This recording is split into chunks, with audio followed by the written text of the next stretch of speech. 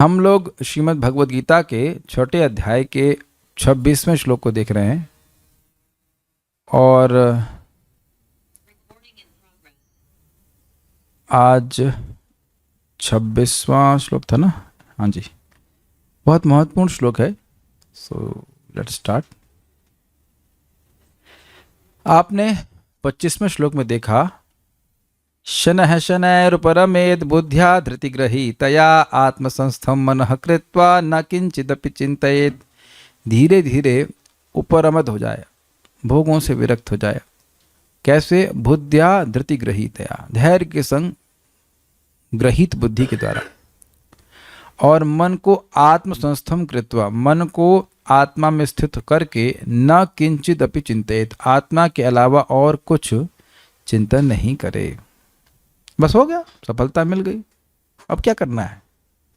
लेकिन नहीं, पूरी तरह से आध्यात्मिकता में लीन भी मन क्यों ना हो, फिर भी एक संभावना है कि रजोगुण के प्रभाव से मन फिर भोगों में चला जाए। और अगर ऐसा हो जाए तो व्यक्ति को फिर अपने मन को भगवान में लगाना चाहिए। यह है आज के श्लोक का लिंक। ठीक है? ऐसा लगे कि हाँ बस बस बस बस बस हमारा मन तो मतलब बिल्कुल पकड़ में आ गया है लेकिन क्योंकि मन का स्वभाव ही है चंचलता, इसलिए आप मन पे विश्वास नहीं कर सकते। तो हो सकता है कि फिर मन चंचल हो जाए रजोगुण के प्रभाव में आकर के, तो फिर उसको स्थिर करना होता है।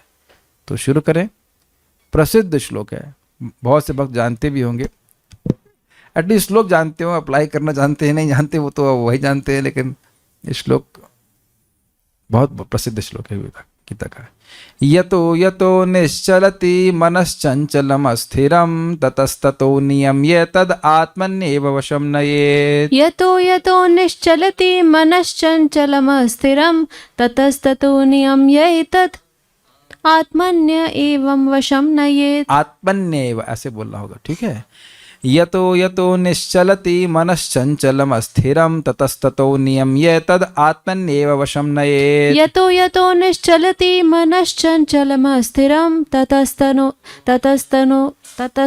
नियम्य तद आत्मन्येव वशं नयेत्। यतो यतो निश्चलति मनश्चंचलम अस्थिरम ततस्ततो नियम्य तद आत्मन्येव वशं नयेत्। यतो यतो निश्चलति मनश्चंचलम अस्थिरम ततस्ततो नियम्य तद आत्मन्येव वशं नयेत्। यतो यतो निश्चलति मनश्चंचलम अस्थिरम ततस्ततो नियम्य तद आत्मन्येव वशं नयेत्। यतो यतो निश्चलति मनश्चंचलम अस्थिरम ततस्ततो नियम्य तद आत्मन्येव वशं नयेत्। यतो यतो, यहाँ जहाँ जहाँ जहाँ भी, निश्चलति चला जाता है, मनस मन, चंचलम अस्थिरम क्योंकि यह चंचल है, अस्थिर है, ततः वहाँ से, नियम्य एतद, एतद मतलब इस मन को, नियम्य संयमित करके, कैसे? आत्मन्य एव वशम, आत्मा में ही इसको वश में करके लाया जाए, रखा जाए। इधर आओ, इधर बैठो। अरे मैं चलता नहीं, मैं वहां जा रहा हूँ, एक मिनट इधर आओ, बैठो चुपचाप। कभी आपने किसी अपने जूनियर को ऐसा कहा है? हम तो काफी रहता ही है और अभी भी कंटिन्यू चल रहा है, इधर बैठो, इधर काम करो, पहले ये काम करो, ये काम करो। ऐसा करना पड़ता है क्योंकि प्रारंभ में सबका मन चंचल ही होता है। मैंने सुना है मंदिर में नए भक्त ज्वाइन करते हैं, तो जब किसी में किसी को बाथरूम लग रहा है, बाथरूम तो वही 5 मिनट लगेगा, उसके बाद वापस आना चाहिए, वहीं खड़ा है, वहीं लग रहा है सो रहा है, वहीं खड़े सो गए, नींद आती, जब करने का मन नहीं करता है, क्लास जाने का मन नहीं करता है। और बच्चों को तो विशेष रूप से देखते हैं, बच्चों के पास बुद्धि तो होती नहीं, तो वो पूरा मन के कंट्रोल में होते हैं। बच्चों को जैसे शासन करना पड़ता है, ऐसे मन को शासन करना पड़ता है। आप देखिए, जब आसन ला के बैठे हैं, हाँ बस बस बस, हम लोग सुखासन बैठेंगे या पद्मासन बैठेंगे या जो भी है, थोड़ी देर बाद मन कहता है ना, पाँव नीचे करो, पाँव ऊपर करो, पाँव नीचे करो, फिर पाँव ऊपर करो। समझ आ गया अस्थिरता इसकी?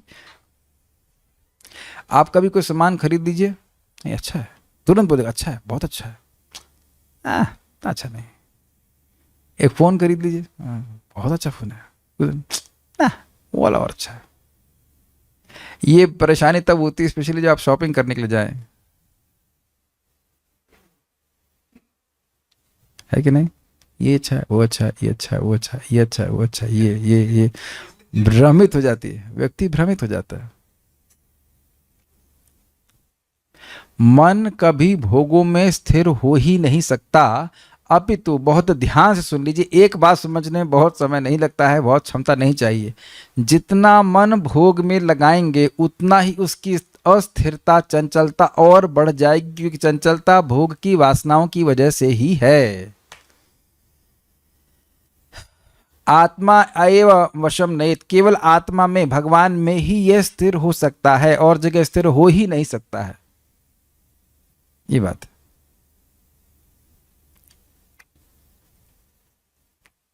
मन अपनी चंचलता तथा अस्थिरता के कारण जहां कहीं भी विचरण करता हो, मनुष्य को चाहिए कि उसे वहां से खींचे और अपने वश में लाए। अब देखिए, जब यह श्लोक बोला जाएगा तो साधक सोचेंगे कि कोई बुरा विचार है, उधर जाएगा मन तभी खींचना है, नहीं अच्छे विचार से भी खींचना है। हम लोग हरे कृष्ण मंत्र जप कर रहे हैं, हमें सेवा दी गई है कि आप हरे कृष्ण मंत्र बोलें और हरे कृष्ण मंत्र सुने। अच्छे विचारों में जा रहा है मन तब भी वहां से खींचें, और बुरे विचारों में जा रहा है तब भी वहां से खींचें। वो समय वास्तविक रूप से सेवाओं का ध्यान करने के लिए भी नहीं है, लेकिन बुरे विचारों से उसको सोचने से अच्छा है कि सदविचार सोचे। लेकिन बात तो यह है कि उसे हरे कृष्ण मंत्र सुनना चाहिए। इस समय बताइए, इसमें आप लोग की सेवा क्या है? भगवद गीता सुनना कि अब ये सोचे कि सब्जी कैसे बनेगी? समझ आ गया आप लोग को? सब्जी जब बनाए तो सब्जी में अभिनिविष्ट कीजिए। इस समय तो कथा सुन रहे हैं ना, कथा सुनिए, विचार कीजिए, इज इट ओके?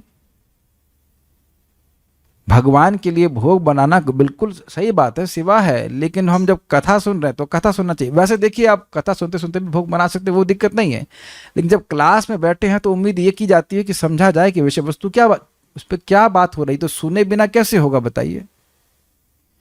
आप ये एक्सपेरिमेंट अपने घर पे अभी भी कर सकते हैं, करना चाहें तो। वैसे गलत होगा, लेकिन कर लीजिएगा कि जैसे ही अभी व्हाट्सएप पे कुछ टेक्स्ट करने लग जाएंगे तो मेरी बात सुनाई नहीं पड़ेगी, यद्यपि आवाज़ बहुत जोर से आ रही होगी। ये इस तरह से कार्य करता है। मन की एक अपने आप में क्षमता है कि आसपास के विचारों को या वस्तुओं के जो इनपुट है उसको एकदम गायब कर देगा, अगर आपका मन कहीं पे फोकस्ड है। मेरी बात आप समझ पा रहे हैं? अगर आपका मन अभी कथा में है तो बाहर क्या चल रहा है उससे कोई मतलब नहीं है, और अगर बाहर की क्या चल रहा है या बाहर कुछ क्या हो रहा है उधर ध्यान है तो कथा में क्या चल रहा है कुछ मालूम ही नहीं चलेगा। कुछ मन की आप ये सीलिंग करने की क्षमता को देख पा रहे हैं? Is it understandable what I am trying to say? अरे ये चीज है। और देखिए, स्वभाव ही है मन का कि मन की वृत्ति बाह्य है, बाहर की तरफ है, बाहर की तरफ है। ये समझने का प्रयास कीजिए, जबकि बाहर उसको संतुष्टि नहीं मिलेगी। इस प्रकार से बुद्धि के द्वारा निर्णय करके उसे समझाइए, तुमको बाहर संतुष्टि नहीं मिलेगी, इधर फोकस करो। मैं आज भक्तों को जप के समय समझा रहा था और मैं अप्लाई किया, बड़ा अच्छा लगा। स्नाइपर जप, व्हाट इज स्नाइपर जप, व्हाट इज दिस? क्या गोली मरवाने किसी को? एक स्नाइपर होता है, क्या समझाएं स्नाइपर क्या मतलब? स्नाइपर समझते हैं आप लोग? गन होती है, इसमें हम कुछ हिंसा के बारे में नहीं बता रहे, एग्जाम्पल दे रहे, प्रेरणा कैसे भी ले सकते हैं कि स्नाइपर गन होती है, बहुत दूर तक आप शिकार कर सकते हो उसे, उन लोगों को मार सकते हैं लोग, आर्मी भी इसका उपयोग करते हैं। तो अब वो व्यक्ति जिस पर टारगेट करना है बस उधर ही देखता है, ना वो लेफ्ट देखता है ना राइट देखता है। जैसे भागवत में उदाहरण आ रहा है कि एक लोहार था और वह बाण बना रहा था, तो सामने राजा का काफिला निकल गया, उसको यह भी पता नहीं चला कि कौन राजा निकल गया, कितने बाजे बज रहे थे, क्योंकि उसका ध्यान बाण पे बिल्कुल फिक्स था। तो यह है मन की क्षमता। और बात समझने का प्रयास कीजिए, मन को भगवान में लगा रहे हैं, आप ध्यान दे रहे हैं भगवान की तरफ, तो उधर से क्या हो रहा है? भगवान आप पे ध्यान दे रहे हैं। Is it not amazing? What do you से? क्या ये बहुत बड़ा लाभ नहीं है? असीमित लाभ नहीं है, असीमित लाभ है, यह सोच करके प्रयास करना चाहिए। और प्लीज समझेगा, प्रयास कीजिए, ये बहुत बड़ा दोष होगा अगर आप इस बात को ना समझ पाए। जितनी बार हम मन भगवान में लगा रहे हैं, मन क्या हो रहा है? मन डैश हो रहा है, क्या हो रहा है? पवित्र हो रहा है। और पवित्र हो रहा है मतलब स्थिरीकृत हो रहा है, फिक्स्ड हो रहा है। जैसे दूध तो उबाला होगा, अगर कभी रबड़ी बनाई हो तो जैसे जैसे पानी सूख रहा है, उसकी जो चलायमान होने की प्रवृत्ति है वह कम होती जा रही है। रबड़ी में भी कुछ गीलापन रहता है। हम बात करते हैं खोए की। खोया तो एकदम ठस होता है। कभी बनाया खोया? आपने बनाया? Very good. इधर किसी ने बनाया? माता जी ने? यस।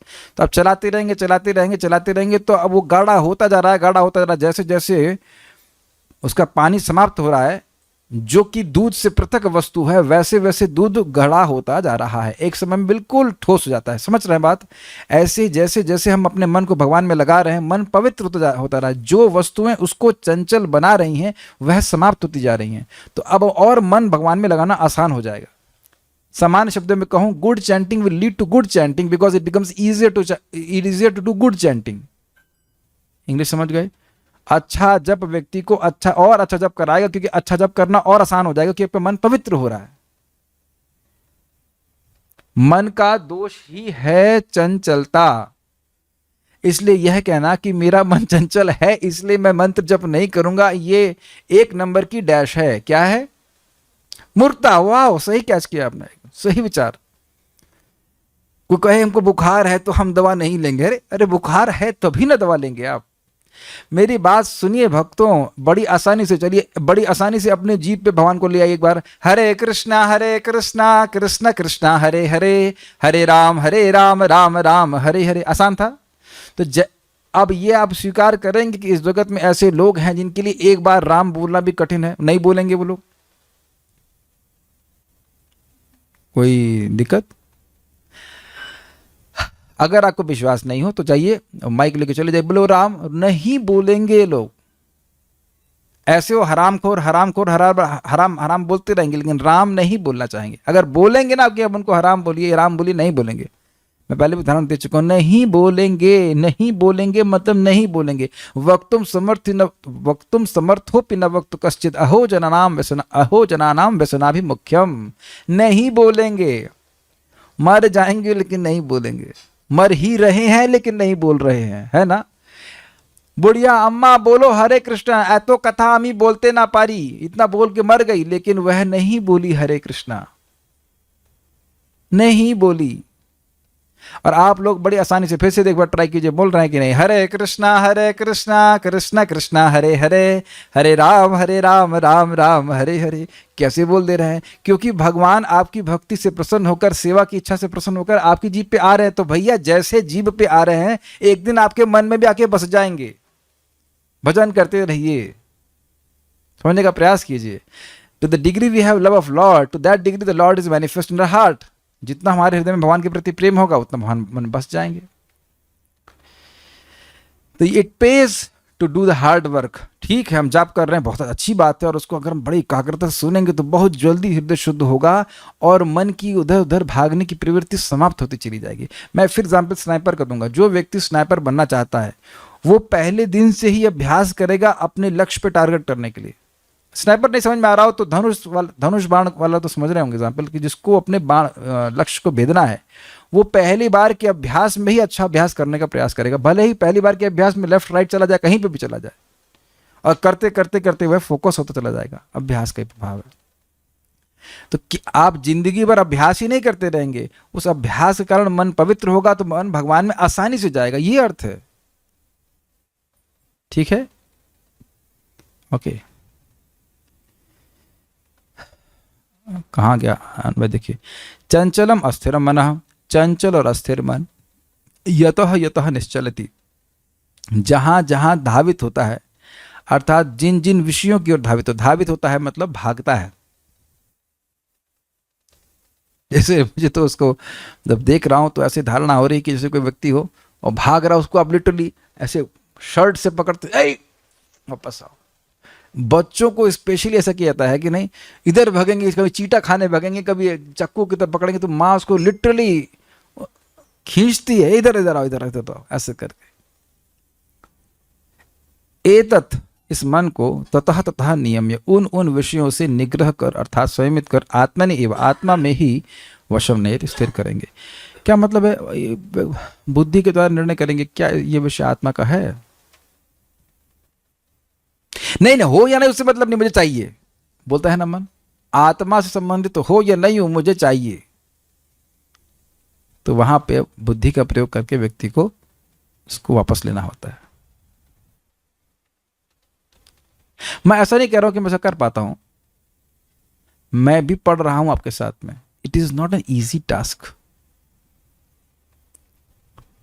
वैसे तो ये प्रसाद था, ये बनाए प्रसाद और लड्डू था नारियल का, तो समझ ही रहे काफ़ी अच्छा होगा। तो मुझे और इनको दोनों को ही प्रॉब्लम है पेट का, दोनों लोग बहुत लड्डू नहीं खा सकते, तो मेरे को बोला गया कि आप 2 लड्डू से अधिक मत खाइए। उसके बाद जो बोल रहा था वो भी एक्स्ट्रा लड्डू खा रहा है। तो समझ रहे हैं कि शिक्षा देना बड़ा आसान होता है, लेकिन ये अच्छी बात है कि वो प्रसाद है। प्रसाद है तो कोई दिक्कत नहीं, थोड़ा बहुत होगा तो पेट खराब होगा, चेतना नहीं खराब होगी। कुछ बोलते नहीं, लेकिन दिख जाता है कि भाई दूसरे बोल रहे हैं, खुद ही मुश्किल हो जाता है ना। युक्त हार विहार से कहाँ युक्त होता है, दिया प्रसाद धम्म से खा लिया ज्यादा। बस ये हमारा फायदा है कि हम लोग प्रसाद खा रहे हैं तो लिमिट हो गया वहीं पे। तो हम देख रहे हैं कि कठिन है भाई। देखिए चीज कठिन है इसका मतलब ये नहीं कि हम उसको कर ही नहीं सकते।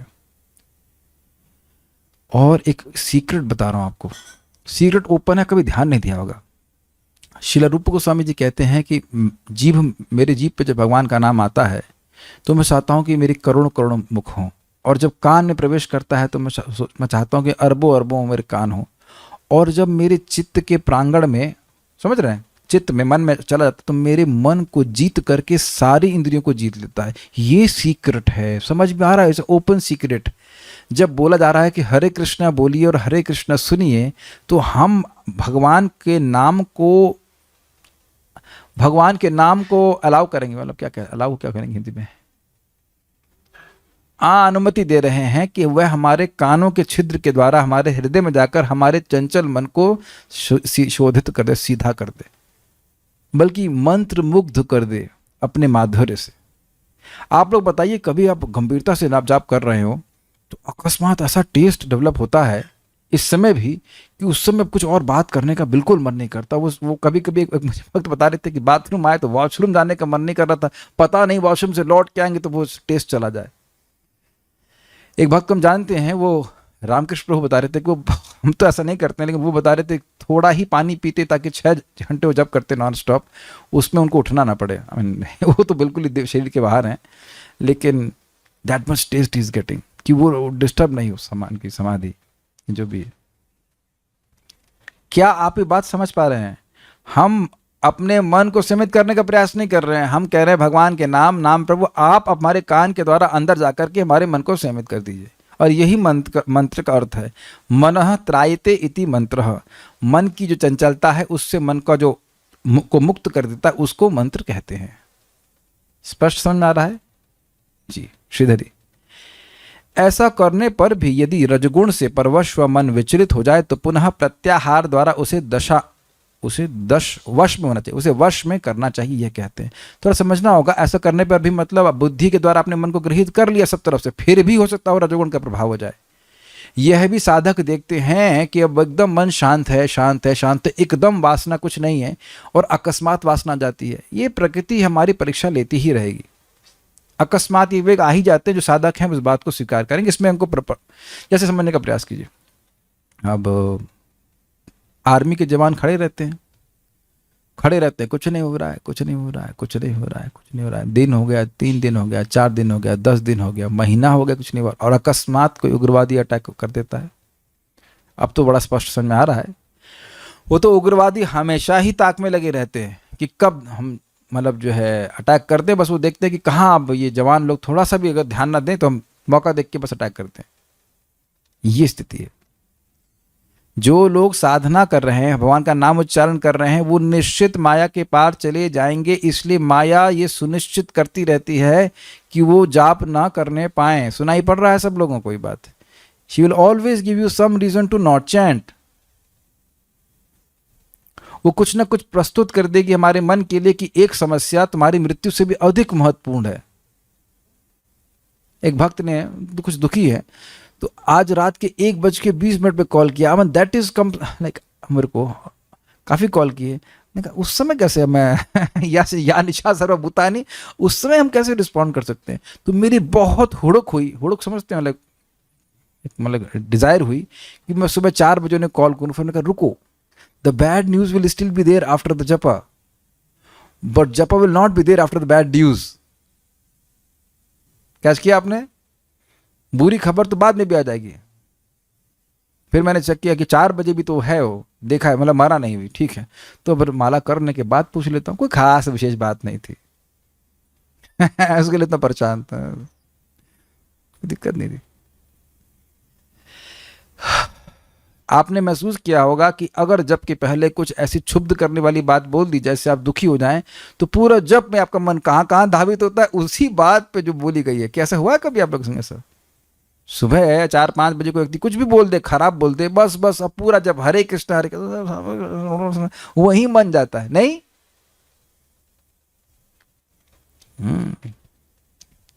हमको बहुत अच्छा उसको समझा रहे थे, मैं एग्जाम्पल अभी दिखाऊंगा, पहले पढ़ाते हैं इसको, उसे वश में करते हैं। कहते हैं जो स्वभावतः चंचल है अतः धारण करने पर भी स्थिर नहीं रह पाता, ऐसा मन जिस जिस विषय की ओर आकर्षित होकर जाता है वहां से लौटाकर उसे आत्मा में स्थिर करे। क्या होगा तुम्हारा? भविष्य के बारे में कुछ सोचा है? हम जब ये श्लोक सुनते हैं तो सोचेगा व्यक्ति खाली भोग के बारे में मन जाता है। नहीं, ऐसा नहीं है। कुछ भी ऐसा जो कृष्ण के संबंधित ना हो वह भागना चाहता है वो। अरे बच्चों का कुछ सोचा है? हैं? बिजनेस के बारे में ध्यान दे रहे हो? सारा तो बिजनेस तुम सुबह जापे में करोगे ना। क्या आप लोग ऐसे कभी विचारों से चिंतित नहीं हुए?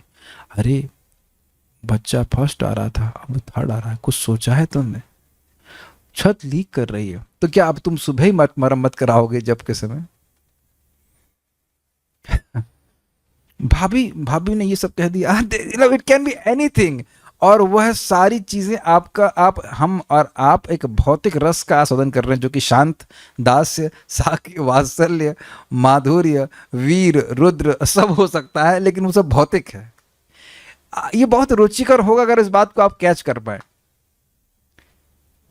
भौतिक मन किसी भौतिक रस का आस्वादन करने का सामर्थ्य रखता है, इस कारण से वो अन्य अन्य विषयों में जाकर अन्य अन्य रसों का आस्वादन करता है।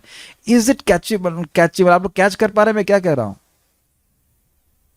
हो मेरी माँ कितने दुख में है, बस करुण रस। या मर भी गई, ओह कितना सेवा करती थी, ये वो, कुछ भी आप याद कर सकते हैं, कुछ भी बोल सकते हैं। ये जरूरी नहीं है कि कोई भोग के बारे में ही सोच रहा हो। अरे यार क्या खाना खिलाया कल, मजा। वो जप कर रहा है, उसको जप में नहीं रुचि मिल रही तो मन कुछ न कुछ विषय ढूंढता है जहां से उसको रस प्राप्त हो। हर क्षण मन ऐसा सोचता है, और ये भौतिक रस का आस्वादन करने के लिए लोलुप रहता है, उसे खींचना पड़ेगा।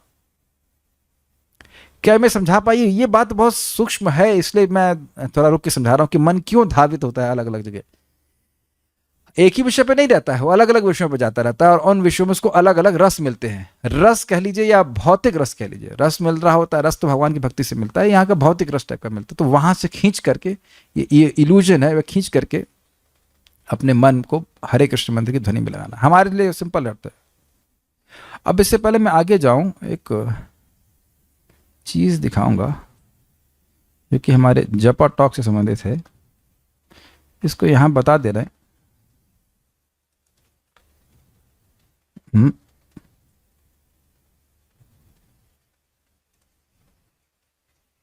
हाँ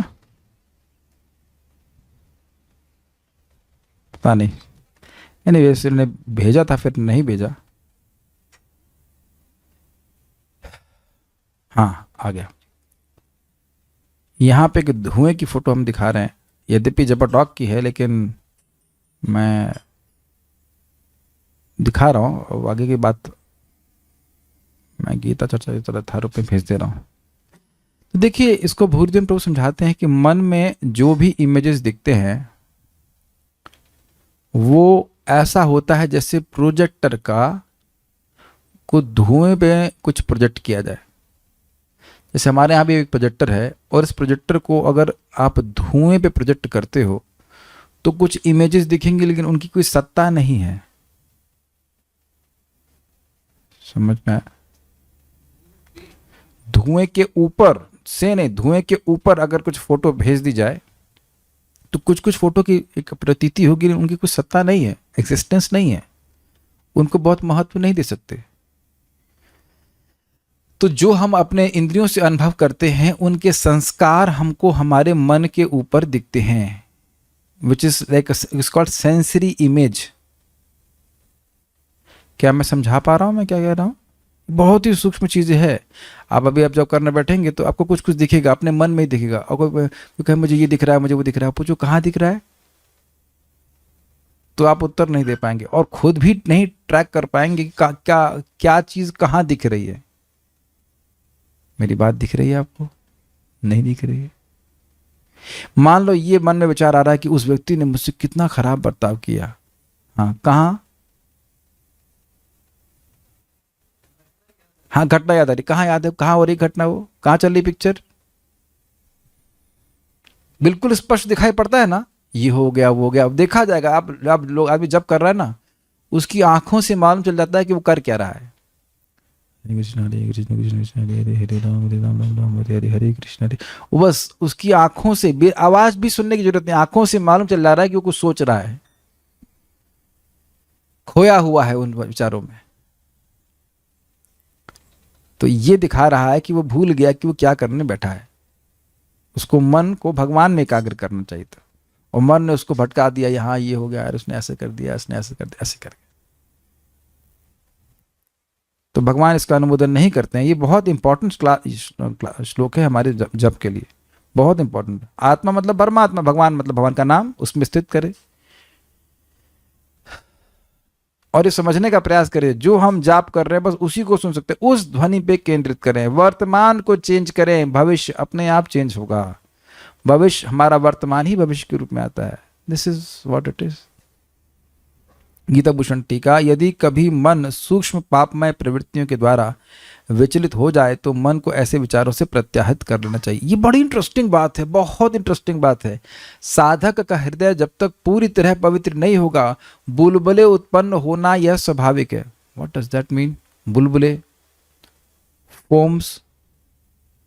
जब घी को उबालते हैं, घी निकालने के लिए वो जो मलाई वगैरह उबालते हैं, मक्खन में उबालते हैं, तो उसमें बहुत सारा बुलबुल बुलबुल फेन ऊपर उठता है, और वो सब जब खत्म हो जाएगा तब शुद्ध घी आपके पास आता है। प्रभुपाद इस बात को उदाहरण को देते हैं। तो जाप कर रहे हैं तो अंदर की बहुत सारे कचरा बाहर आएगा, बाहर निकलने दीजिए, उसे अपनी पहचान नहीं करी। बहुत सुंदर एक महाराज जी बोल रहे थे, don't identify with the mind, identify the mind. कि ये मन की इच्छाएं, इससे मेरा स्वरूपता कोई संबंध नहीं है। मन अगर कहीं जा रहा है तो उसके पीछे मुझे आने की जरूरत नहीं है। यही तो मन का सारा, मन का यही तो खेल है।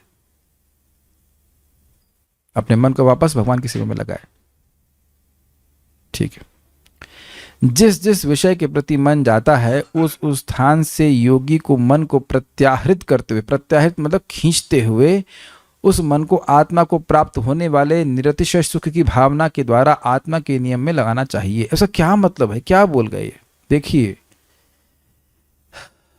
किसी भी भौतिक सुख में या भौतिक रस में कोई भी असीमित सुख नहीं है, सीमित सुख की भावना है। क्या श्लोक है? यही संस्पर्श जा भोगा दुख योने एवं आद्यंतवंत कौन्तेय न तेषु रमते बुधा। उनकी आदि है और उनका अंत है, ऐसा स्वरूप ही है उनका भोगों का। तो यह देखते हुए, और सुखम आत्यंतिकम यत्तद बुद्धि ग्राह्य मतेन्द्रियम, क्योंकि आत्मा में सुख, जो भक्ति का सुख है, वह है असीमित, उधर देखते हुए लगाए हुए। जैसे इस जगत में लोग वर्तमान सुख को त्यागते हैं ताकि भविष्य में कोई बहुत बड़ा सुख मिले, यह तो बिल्कुल स्पष्ट बात है ना? तो ऐसे, या फिर स्वप्न में कोई देख रहा है कि मेरे को पैसे मिल गए, मेरे को ये हो गया, मेरे को वो हो गया, तो स्वप्न भी तो वर्तमान में अनुभव किया जाता है ना? Is it okay? जब हम स्वप्न देख रहे हैं तो वर्तमान में देखते हैं ना, भूतकाल भविष्य काल में तो देखते नहीं है। तो अब अगर मान लीजिए स्वप्न में वो देख रहा है कि भूखा है, मान लीजिए, तो वर्तमान में अनुभव कर रहा है। अब अगर वह अपनी नींद नहीं छोड़े तो क्या उसकी वास्तविक भूख शांत होने वाली है? स्वप्न में कुछ भी खा ले वह भूख से उसकी सुधा शांत नहीं होने वाली। तो उसको अपने नींद के सुख को त्यागना ही होगा, तब ही वह जागृत जीवन के सुख का अनुभव कर सकता है। एकदम क्लियर बात है, बहुत अच्छी बात, बहुत अच्छी शिक्षा प्राप्त की जा रही है। अब मान लो जैसे हमको हर व्यक्ति को सुबह उठना होता है, सुबह उठ के बढ़िया जप हो पाता है। तो अब मैं अगर सुबह उठूं ही नहीं तो सुबह के जप का सुख कैसे प्राप्त कर पाऊंगा? आप बताओ, सिंपल सी बात है। ये बातें हैं। It's on going war. जब तक हम भगवान के पास नहीं चले जाते ये युद्ध चलता ही रहेगा, चलता ही रहेगा, चलता ही रहेगा। कितना अद्भुत है ना, कितना अभ्यस्त, कितना आसानी से हम उस जगत में रह रहे हैं जिसमें हम किसी को नहीं जानते। समझ में आया मेरी बात? Everyone understood? आप लोग अपने पति को तो जानते होंगे, नहीं जानते? मां को जानते हैं ना, मां कौन है? जूम के डिवोटी सब जानते हैं शायद ना। अपने पति को, बच्चे को कौन नहीं जानता है? सब जानते हैं, सब जान रहे हैं ना कौन है। कितना अमेजिंग है ना, हम जिन लोगों के संग रह रहे हैं उनको हम बिल्कुल नहीं जानते। क्या ये बात आप जानते हैं कि आप किसी को नहीं जानते? अरे नहीं, बहुत हमारा बहुत बड़ा दुश्मन है। अरे तुम अपने को ही नहीं जानते तो सामने वाले को क्या जानोगे? देखिए, मैं ये खास आप लोग को इंप्रेस करने के लिए नहीं बोल रहा हूं। एक sometimes Krishna gives this as a very strong realisation कि मैं इस जगत में हूं जहां मैं यह भी नहीं जानता कि मैं हूं कहां और मैं हूं कौन, और मैं यह भी नहीं जान रहा हूं कि कौन है आसपास के लोग, और जिन लोगों को मैं जानता नहीं उनसे अपने आप को श्रेष्ठ मानने की धारणा कर रहा हूं। ये पागलपन नहीं है मन का? ये अपने को कम मान रहा हूं? या मान लो किसी को यश मिलता तो कहता है मुझको यश मिल रहा है। किसको मिल रहा है? इज इट नॉट फ्राइटनिंग ऐसे स्थान में रहना जहां आप किसी को नहीं जानते?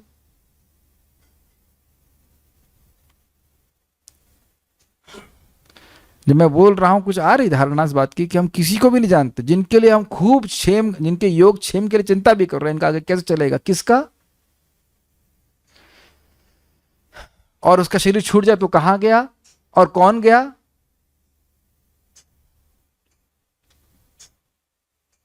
मैं जा रहा हूं, तुम मां का ध्यान रखना बेटा। तुमसे पूछो तुम कहां जा रहे हो? पापा आप कहां जा रहे हैं? नहीं वो तो मुझे नहीं पता। तो ध्यान तो आपका रखा जाना चाहिए ना, आपको पता ही नहीं कहां जा रहे हैं आप। मन इसी जगह, इसी बातों में फंसाया रहता है हम लोग को। तात्पर्य, मन स्वभाव से चंचल और अस्थिर है, किंतु स्वरूप सिद्ध योगी को मन को वश में लाना होता है। उस पर मन का अधिकार नहीं होना चाहिए। ये नहीं कि जो मन बोले वो करे। जो मन को तथा इंद्रियों को भी वश में रखता है वह गोस्वामी या स्वामी कहलाता है, और जो मन में के वशीभूत होता है वह गोदास अर्थात इंद्रियों का सेवक कहलाता है। ये बात समझ लें कि गोस्वामी बनने की जरूरत क्या है। यद्यपि परिश्रम है, लेकिन गोस्वामी प्रभुपाद जी कहते हैं लेटर ऑफ इंस्ट्रक्शन के इंट्रोडक्शन में आखिरी लाइन में, व्यक्ति को पहले गोस्वामी बनना पड़ता है, तब उच्चतर वस्तुएं उसको आगे और जो उच्चतर ज्ञान है वह प्रकट होगा। We can not have access to higher knowledge unless we have some full control over our senses, or to the degree we have control over our senses, to that degree the knowledge is revealed to us. जितनी मात्रा में हमारा इंद्रियों पर संयम होगा उतनी मात्रा में ज्ञान प्रकाशित होगा। इंद्रियों पर संयम होगा तो ज्ञान प्रकाशित हुए बिना रह नहीं सकता, और इंद्रियों पर संयम नहीं हो रहा है तो ज्ञान प्रकाशित होगा नहीं। ये बात है, लीक हो जाएगा सारा ज्ञान। सेंस मतलब मन भी, सेंसेस का मतलब मन, ऐसे भी कह सकते हैं। ऐसा तो नहीं है कि मन के बिना आइसक्रीम खा लेगा व्यक्ति या थम्स अप पी लेगा।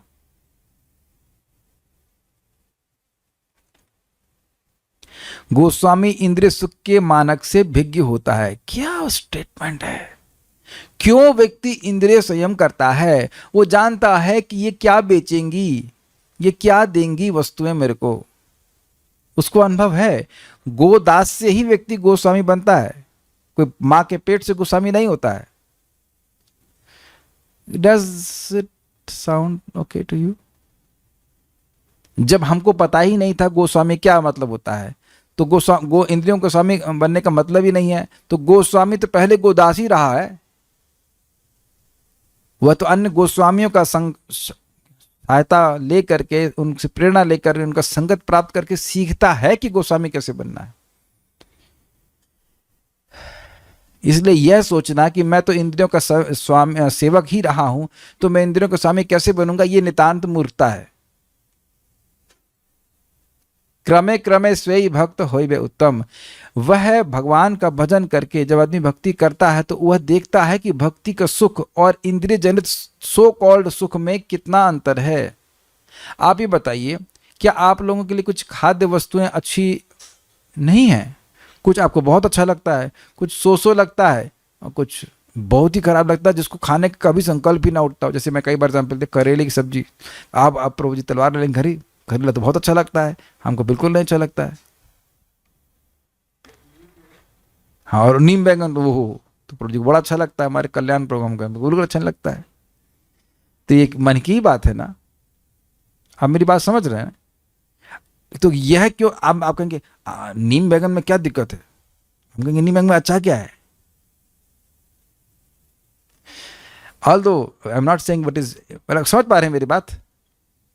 और भक्ति का इतना सुंदर प्रभाव है, बहुत अच्छी भक्ति देवी है, कोई अत्यंत आसक्त भी क्यों ना हो, लेकिन अगर उसे किसी तरह कथा अच्छी लगने लगी तो भक्ति देवी इतनी बढ़िया है कि वो कथा की आसक्ति के द्वारा उसकी सारी आसक्ति छुड़वा देती है। This is very nice. वो कथा सुनते सुनते उसको कथा पवित्र कर रही है, तो उसको कथा, भगवान की कथा, भगवान का नाम जप ये प्रकाशित कर देता है कि इसमें कुछ भी नहीं है। दिस इज, आप पता नहीं इस बात की डेप्थ को समझ रहे हैं। This is very nice. महाभोगी व्यक्ति को भी आप लोग कथा में बिठाओ, आप उनका कथा सुनिए, कथा सुनो, प्रसाद अच्छा लगता है, हाँ प्रसाद खाओ, कथा सुनता रहेगा, प्रसाद खाता रहेगा, कथा सुनता रहेगा, प्रसाद खाता रहेगा, जप करता रहेगा, अपने आप ही उसकी विषयों से विरक्ति हो जाएगी। एक एग्जाम्पल आपको दूंगा, बिल्कुल सच्चा एग्जाम्पल, आपको समझ में आ जाएगा। एक व्यक्ति है, जिंदा ही है, और वह खूब शराब पीता था, उधर मदिराल क्या बोलते बार में जाकर। एक भक्त उनको बोला कि देखो तुम हरे कृष्णा करो, तुम शराब छोड़ दोगे। तो कहते मैं तो छोड़ना ही नहीं चाहता। तो कहा कोई बात नहीं, आप हरे कृष्णा करिए। तो हरे कृष्णा करने लगे एक माला, और एक हफ्ते बाद, जो भी समय रहा, उसके बाद उन्हें कुछ खराब लगने लगा। बार में शराब नहीं, वहां जो बातें होती थी वो उनको पसंद नहीं आती थी। See the magic. तो उन्हें फिर हफ्ते में एक बार शराब की दुकान पर जाना शुरू किया। जब जाएंगे ही एक बार तो फिर पिएंगे भी एक बार। धीरे धीरे करके पूरी शराब छूट गई। ये है हरे कृष्ण मंत्र का प्रत्यक्ष प्रभाव। जो व्यक्ति भोग छोड़ना भी नहीं चाहता, वो जप करता रहे तो भगवान का नाम उसे सब छुड़वा देगा। इस कथा से हमको बहुत प्रेरणा मिली। हम लोग तो अधिक ही माला कर रहे हैं कुछ, और छोड़ना चाहते हैं तो भगवान क्यों नहीं सहायता कर देंगे? करें तो सही, जरा स्नाइपर जपा स्नाइपर जपा। आप लोग को नहीं उस सहारा कि हम कर पाए या ना कर पाए, खूब उत्साह आना चाहिए, बहुत बढ़िया से माला करेंगे, बहुत बढ़िया से माला करेंगे, जप करेंगे अच्छे से, and then you see the result. मैं समझा पाया?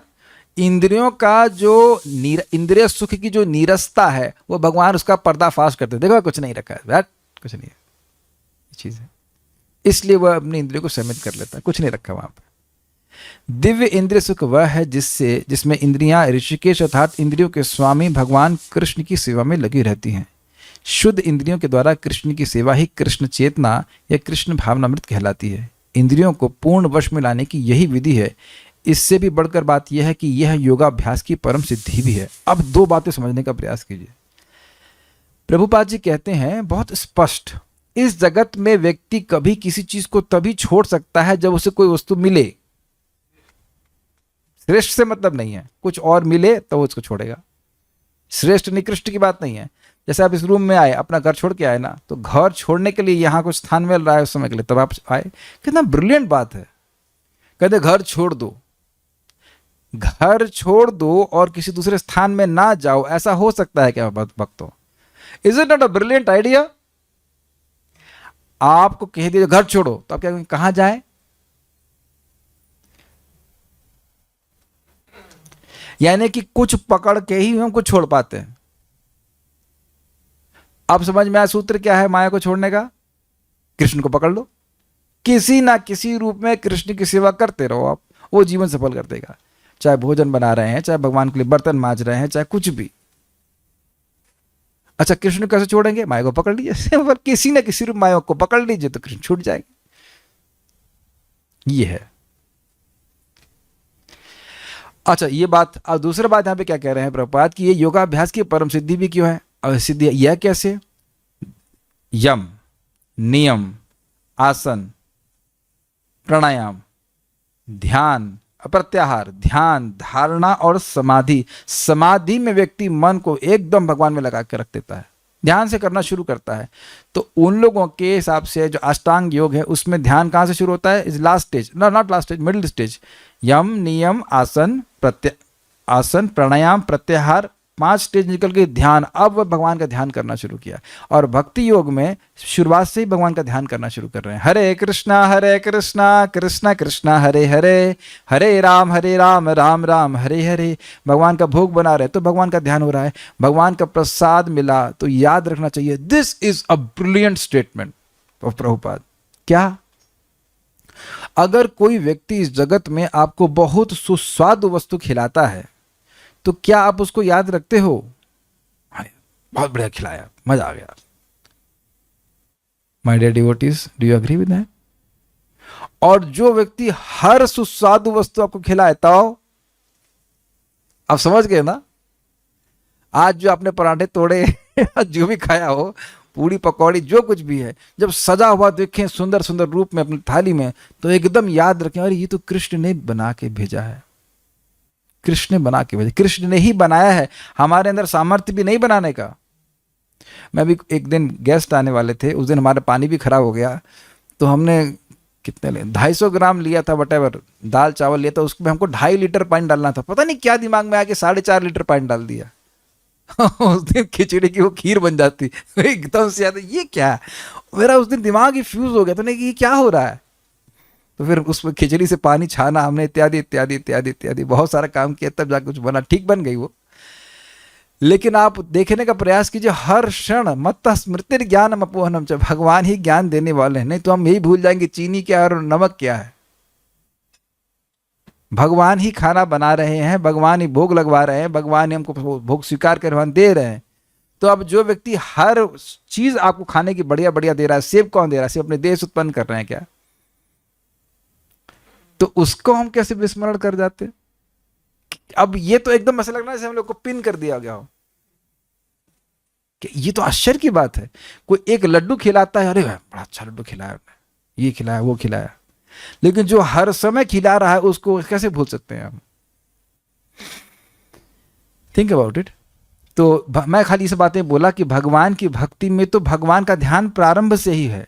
भगवान का कीर्तन हो रहा है, भगवान की कथा के बारे में बोलना सुन रहे हैं, भगवान के यश को सुन रहे हैं, भगवान के भोग लगा रहे हैं, कहाँ भगवान का ध्यान नहीं है? तो इसलिए प्रभुपाद कह रहे हैं योगाभ्यास किए परम सिद्धि भी। परम सिद्धि क्या है? अंते नारायण स्मृति एतावान सांख्य योगाभ्याम स्वधर्म परिनिष्ठया जन्म लाभा पर पुंसाम अंते नारायण स्मृति। कोई सांख्य योग का अभ्यास कर रहा है, वर्णाश्रम के नियमों का अभ्यास कर रहा है, वो कुछ भी है, उसका परम लाभ यह है कि नारायण का स्मरण होना चाहिए। तो नारायण का स्मरण भक्ति की शुरुआत में से हो रहा है, इसलिए वह योगाभ्यास की परम सिद्धि है। सो विल स्टॉप हियर। उम्मीद है कि आपको कुछ अच्छा लगा होगा, समझ में आएगा। बच्चे को मार मार के समझा देते हैं प्रभु जी, मन तो उल्टा मार देता है ना। देखिए, मन की पिटाई करने से काम नहीं चलेगा, फिर मन रिवोल्ट कर देगा। भक्ति में हाँ, हम लोग कुछ भी प्रयास करते हैं कि मन को ना जाने दें, लेकिन मन को कुछ सुख देने वाला कार्य मिलना चाहिए। इसलिए अगर कोई भी व्यक्ति भक्ति में बना रहना चाहता है तो उसे भक्ति का कोई एक कार्य जरूर अच्छा लगना चाहिए जो उसको बहुत अच्छा लगता हो। वैसे जिन लोगों को श्रवण कीर्तन में रुचि होती है, भगवत गीता भागवत की, तो उन लोगों के लिए भक्ति बहुत आसान हो जाती है, क्योंकि श्रद्धा बढ़ती जाती है। और जब श्रद्धा बढ़ती जाती है तो व्यक्ति को वो कार्य करने में कुछ भी कठिनाई नहीं होती, और जितनी श्रद्धा बढ़ती रहेगी उसके हिसाब से उसका अनुभव भी बढ़ता रहेगा। तो जो लोग भगवान के श्रवण कीर्तन में लगे रहते हैं, उन लोग उसमें टेस्ट होता है, उन लोगों के लिए कोई कठिनाई नहीं होती है। कठिनाई उन लोगों के लिए होती है जो लोग नहीं श्रवण कीर्तन कर रहे हैं, तो उनको सब कुछ क्लियर सा नहीं लगता है, क्या प्रगति कर रहा हूँ कि नहीं कर रहा हूँ, इत्यादि इत्यादि। Okay, no more questions, so will stop here. भिज्ञ मतलब जानने वाला, कॉन्शियस अवेयर। श्रीमद् भगवद गीता की जय, श्रील प्रभुपाद की जय, निताय गौर प्रेमानंदे।